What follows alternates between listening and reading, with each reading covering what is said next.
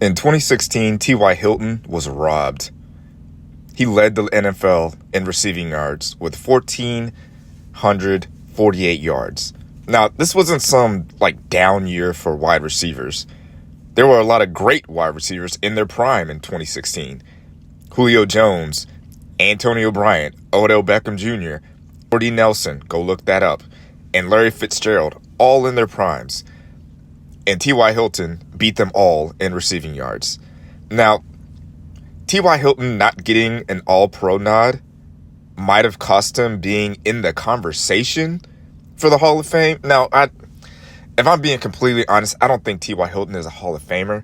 But if you're a 4-time Pro Bowler and you have one All-Pro team, you're in the conversation for being in the Hall of Fame. At least people talk about it. They might they'll at least try to debate it. There's people still debating on if Hines Ward should be in the Hall of Fame, and he's only a 4-time Pro Bowler with 0 All-Pros.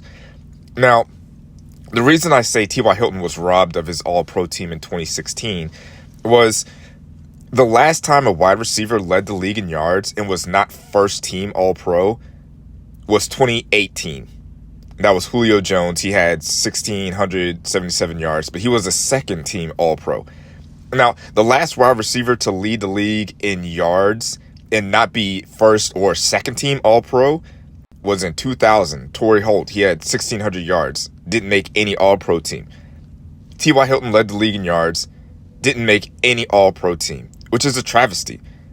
Let's compare his numbers to Julio Jones, who was a first-team All-Pro. Now, we can start with the negatives.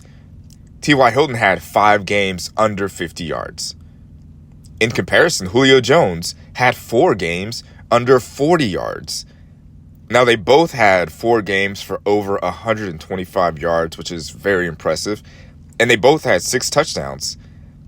The thing that hurt Julio Jones, in my opinion, is that he missed 2 games. T.Y. Hilton played every game. He had 6 100-yard games. Julio Jones missed 2 games and had 7 100-yard games. I think what hurt T.Y. Hilton in his All-Pro campaign was this was the year that Julio Jones had 300 yards in 1 game, which is kind of crazy. 300 receiving yards, and he did it in Week 4 against the Panthers. Now we can compare that to what T.Y. Hilton did in Week 4. He only had 7 catches for 42 yards. You compare that to a 300-yard game. I feel like the voters and the writers already had it in their mind. You have a 300-yard game, you're automatically first-team All-Pro wide receiver. Doesn't matter what anybody else does. And I just feel like body of work matters. T.Y. Hilton played every game, had just as many touchdowns, had more yards, was more productive, and showed up every game to play. And Julio Jones did not and was still rewarded for it. And I feel like this is just one of those things where Colts players are getting disrespected historically.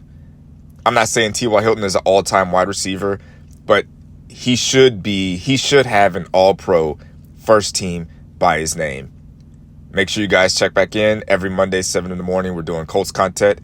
Make sure you subscribe to the channel, like the video, drop a comment. Am I overreacting? Was T.Y.'s 2016 season overrated? Was it underrated? And is he a Hall of Famer in your opinion? Let me know in the comments. See you next time. Peace. Thanks for watching, babe. Make sure to like this video and subscribe to the channel.